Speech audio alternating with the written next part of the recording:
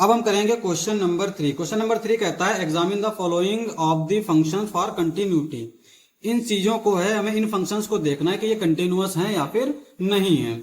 अब एक चीज देखो, पॉलिनोमियल्स, ट्रिग्नोमेट्रिक फंक्शंस और ये मॉड वाले फंक्शंस, ये तीनों हमारे कंटिन्यूअस होते हैं, ठीक है। लेकिन यहां पे हम चूंकि चेक भी कर सकते हैं। अब जैसे ये है हमारा फंक्शन, ये हमारा पूरा कंटिन्यूअस है, एक्स की वैल्यू कोई भी ले लो हम। देखो कंटिन्यूटी जो है वो पॉइंट बेस्ड प्रॉपर्टी, यानी पॉइंट पे हम चेक करते हैं। जैसे यहां पे हमें कोई पॉइंट तो दे नहीं रखा है कि किस पॉइंट पे हमें कंटिन्यूअस चेक करना है, लेकिन यहां पे हमसे कह रहा है कि examine the following of the functions for continuity. तो इसको हमें पूरा हमेशा उसके लिए चेक करना है जो हमें डोमेन दे रखा हो। जैसे अब यहां पे कुछ नहीं दे रखा, तो इसका मतलब हमें इसको रियल लाइन पे चेक करना है, ठीक है। तो रियल नंबर में से कोई भी नंबर अगर हम उठा लें तो उसके लिए ये हमेशा क्या होगा, कंटिन्यूअस होगा। और यकीन नहीं तो चेक करके देख लो। तो रैंडमली हमने कोई नंबर उठा लिया, मान लो ए उठा लिया हमने, कोई रियल नंबर, कोई भी ए रियल नंबर हो सकता है, ठीक है। इस नंबर पर अगर हमने चेक कर लिया ये कंटिन्यूअस है, तो इसका मतलब पूरे रियल नंबर के लिए कंटिन्यूअस होगा। तो limit x tends to A f of x is equal to limit x tends to A x minus 5। तो ये आ जाएगा a माइनस 5, और a हमारा कोई भी रियल नंबर हो सकता है। अब अगर हम f ऑफ a निकालें तो ये क्या आएगा, a minus 5। This implies that limit x tends to a f of x is equal to f of a for all a belongs to real number. This implies that f is continuous on R, या फिर इसको ना भी लिखे तब भी हमारा ये प्रूफ हो गया। अब दूसरी चीज, ये फंक्शन देखो, दूसरा वाला जो फंक्शन हमें दे रखा है बी वाला, क्या दे रखा है, f of x is equal to 1 upon x minus 5। एक चीज हम हमेशा से जानते हैं कि 1 upon 0 does not exist, doesn't exist. तो 1 अपॉन 0 तो एग्जिस्ट करता नहीं है। इसका मतलब ये हुआ कि ये जो है x इज इक्वल टू 5 पे हमेशा फेल करेगा, हमेशा फेल कर जाएगा कि x इज इक्वल टू 5 पे। लेकिन चूंकि हमें यहां पे पहले से ही दे रखा है कि x जो है वो 5 के इक्वल नहीं है। अगर ये चीज ना दे रखी होती, मान लो यहां पे जैसे ये लिखा है ना, ऐसे ही अगर सिर्फ लिखा होता, ये चीज ना दे रखी होती, तो हम डायरेक्टली कह देते कि ये फंक्शन कंटिन्यूअस नहीं है। और ये फेल क्यों कर रहा है, क्योंकि x इज इक्वल टू 5 पे ये 0 हो रहा है, इसलिए ये फेल कर रहा है। लेकिन हमें यहाँ पे दे रखा है कि x is not equal to 5। इसका मतलब ये हुआ कि हम x की वैल्यू 5 नहीं रख सकते। उसके अलावा अगर हम इसके कहीं पे भी चेक करें तो ये फंक्शन कैसा आएगा, ये कंटिन्यूअस होगा। देख लो, हम मान लेते हैं a हमने रियल नंबर लिया और a हमारा 5 के इक्वल नहीं है, ठीक है। तो f ऑफ लिमिट हम चेक करेंगे x टेंस टू a, ये हमारा b वाला है, f of x is equal to 1 upon limit x tends to a 1 upon x minus 5, और x यहाँ पर हम रख सकते हैं a, तो ये आ जाएगा 1 अपॉन a माइनस 5, ये आ गया। अब हम निकालेंगे f ऑफ a, तो f ऑफ a क्या आएगा, 1 अपॉन a माइनस 5, और यहाँ पे a जो है वो 5 के इक्वल नहीं है, यहाँ पे भी a जो है वो 5 के इक्वल नहीं है।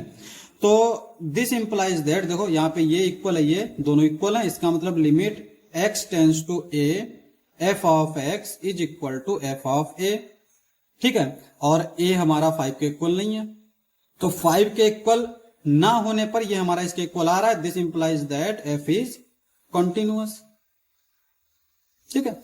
इसका मतलब ये हमारा कंटिन्यूअस हो जाएगा। अब यहां पे देखो f ऑफ x क्या दे रखा है, अच्छा ऐसे याद रखो, जैसे ये फंक्शन है ना पॉलिनोमियल ट्रिग्नोमेट्रिक, ये हमेशा कंटिन्यूअस है। तो अब देखो, जैसे पॉलिनोमियल है, अगर हम मान लेते हैं एक है px पॉलिनोमियल और एक है हमारा qx पॉलिनोमियल, तो अगर ये पॉलिनोमियल है, ये तो कंटिन्यूअस है, ये भी कंटिन्यूअस है। इसका मतलब ये हुआ कि px इंटू qx भी कंटिन्यूअस होगा, यानी अगर दोनों पॉलिनोमियल का मल्टीप्लिकेशन की बात करें तो वो भी कंटिन्यूअस होंगे। सिमिलरली px अपॉन qx ये भी कंटिन्यूअस होंगे, पर qx जो है वो 0 के इक्वल नहीं होना चाहिए, ठीक है। अगर ये 0 के इक्वल नहीं है तो ये भी हमारा कंटिन्यूअस है। तो यहां पे अगर हम इसकी बात करें तो ये कांस्टेंट पॉलिनोमियल है, ये हमेशा कंटिन्यूअस होगा। x माइनस 5 ये पॉलिनोमियल है, ये भी कंटिन्यूअस होगा। लेकिन फेल कहां पे करेगा? जहां पर ये 0 के इक्वल हो जाएगा। तो जहां पे ये 0 के इक्वल हो रहा है वो चीज तो हमारी पहले ही निकाल दी गई, यानी x इज इक्वल टू 5 पे ये 0 हो रहा था तो वो तो हमारा निकाल दिया गया। इसका मतलब ये फंक्शन नीचे वाला कंटिन्यूअस हो गया, तो ये पूरा फंक्शन जो है वो कंटिन्यूअस हो जाएगा। ठीक है, ऐसे भी हम लोग चेक कर सकते हैं, क्रॉस चेक कर सकते हैं। सिमिलरली ये हमारा कंटिन्यूअस होता है, पॉलिनोमियल ऊपर है, नीचे ये पॉलिनोमियल है, ये भी कंटिन्यूअस हो सकता है। तो अब ये फेल किस पे करेगा? जहां पर ये नीचे वाला 0 हो जाए। और ये 0 कब हो रहा है? जब x की वैल्यू -5 हो जाए, और x की वैल्यू -5 तो पहले ही निकाल दी गई। इसका मतलब ये हुआ कि x की वैल्यू -5 तो हो नहीं सकती, तो -5 नहीं हो सकती, तो इसके अलावा जो है हमेशा ये कंटिन्यूअस है, तो इसका मतलब ये फंक्शन हमारा कंटिन्यूअस हो जाएगा। ठीक है, अब इसको हम लोग ऐसे भी लिख सकते हैं, जैसे हमने यहाँ पे ये सब लिखा है, इसी तरह से हम इसको भी लिख सकते हैं। तो इसको हम लोग लिख के देख लेते हैं। जैसे हमने लिखा फंक्शन c वाला, f of x is equal to x square minus 25 upon x plus 5। हमें चेक करना है a की वैल्यू जो कि r में है, और a हमारा 5 के इक्वल -5 के इक्वल नहीं होना चाहिए। तो limit x tends to a f of x is equal to limit x tends to a।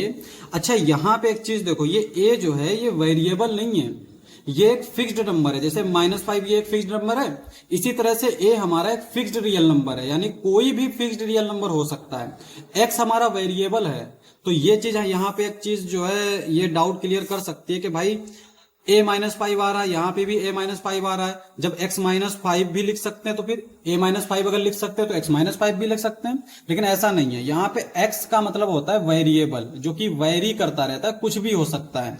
पर a का मतलब है फिक्स्ड वैल्यू। a का मतलब क्या है? Fixed value. यानी जैसे अगर हमने r में बात कर रहे हैं, तो अगर हमने इसमें देखा 5 तो a हमारा 5 हो जाएगा। अगर इसमें हमने देखा 7 तो a हमारा 7 हो जाएगा। ये हमारी एक फिक्स्ड वैल्यू है। ठीक है, लेकिन a इसलिए ले रहे हैं क्योंकि r में तो हमारे अनलिमिटेड एलिमेंट्स हैं, अनकाउंटेबल एलिमेंट्स हैं, तो हम सारे ले लेके तो चेक नहीं कर सकते। तो अब हमने क्या किया, उसी को a मान लिया कि अगर तुम कोई भी रैंडमली नंबर लेना चाह रहे हो तो वो a ही होगा। ठीक है, इस तरह से। तो यहां पे limit x tends to a x square minus 25 upon x plus 5 limit रख देंगे तो ये हो जाएगा a square minus 25 upon x plus 5। अब यहां पे देखो, इसको अगर हम चाहें तो सॉल्व भी कर सकते हैं। ये क्या हो जाएगा? a square minus 5 square upon x plus 5, a minus b a plus b, और a plus b cancel out हो जाएगा तो a माइनस 5 बचेगा। तो अगर हम f ऑफ a निकालें तो ये भी हमारा a square minus 25 upon a plus 5। ठीक है, तो यहां पे a minus 5 a plus 5 upon a plus 5, ये कैंसिल आउट a माइनस 5। अब दोनों इक्वल आ गए। This implies that f is continuous. अब यहां पर एक और डाउट सा आ गया। डाउट ये आया कि हम जो है, अगर हमें ये ना दे रखा होता तो हम इसको सिंप्लीफाई कर सकते थे ऐसे ही, तो हमें इसकी जरूरत ही नहीं पड़ेगी। भाई अगर हम इसको सिंप्लीफाई करें तो हमारा x माइनस 5 आएगा। x माइनस 5 तो ऊपर दे ही रखा है, जबकि यहां पर हमें कोई डोमेन नहीं दे रखा था। यहां पे हमें एक वो दे रखा है रेस्ट्रिक्शन कि x जो है -5 के इक्वल नहीं हो सकता। तो यहां पर देखो, फंक्शन जो है, जैसे अगर मैं एक बात कर रहा हूं कि मैंने लिखा एक फंक्शन x, ठीक है, और मैंने एक फंक्शन लिखा एक्स स्क्वायर अपॉन एक्स, तो ये दोनों इक्वल नहीं है। इन जनरल जो है ये इक्वल नहीं है, इन जनरल इक्वल नहीं है। क्यों? क्योंकि यहां पे अगर हम x की वैल्यू 0 रखें तो 0 आएगा, लेकिन अगर हम यहां पे x की वैल्यू 0 रखेंगे तो ये 0 अपॉन 0 आएगा, और 0 जो है वो 0 अपॉन 0 के इक्वल नहीं होता है। ठीक है, तो फंक्शन में ये चीज होती है कि जरूरी नहीं है कि अगर हमारा एक्स स्क्वायर अपॉन एक्स लिखा है तो ये x के इक्वल ही हो हमेशा, ऐसा नहीं है। ठीक है, तो सेम चीज यहाँ पे x square minus 25 upon x plus 5 लिखा है तो ये जरूरी नहीं है कि हमेशा x माइनस 5 ही हो। तो ये जैसा फंक्शन लिखा होता है हमें वैसा ही देखना होता है। सिंप्लीफाई हम अपने सॉल्यूशन के लिए कर सकते हैं। अब आते हैं क्वेश्चन नंबर डी पे। तो पार्ट डी देखते हैं, क्या दे रखा है? f of x is equal to mod x minus 5। अच्छा, मॉड के लिए हम जानते हैं कि x अगर जे मॉड x जो है x होगा अगर x हमारा ग्रेटर देन इक्वल टू 0 हो, और माइनस x होगा अगर x हमारा लेस देन इक्वल टू 0 हो। लेस देन इक्वल नहीं, लेस देन 0 हो। तो ये चीज हम जानते हैं। अब इसका मतलब यहां पर x को अगर हम x माइनस 5 से रिप्लेस करें तो x माइनस 5, ये x माइनस 5 होगा अगर x हमारा ग्रेटर देन इक्वल टू 5 हो, और माइनस x माइनस 5 होगा अगर x हमारा लेस देन 5 हो। ठीक है, तो दो कंडीशन हो गई। अब यहां पे पहली वाली के लिए अगर हम देखें x greater than equal to 5 है तो x माइनस 5 ये हमारा एक पॉलिनोमियल है ना। तो x माइनस 5 तो हमने पहले ही देख लिया ये वाला कि ये हमारा कंटिन्यूअस है।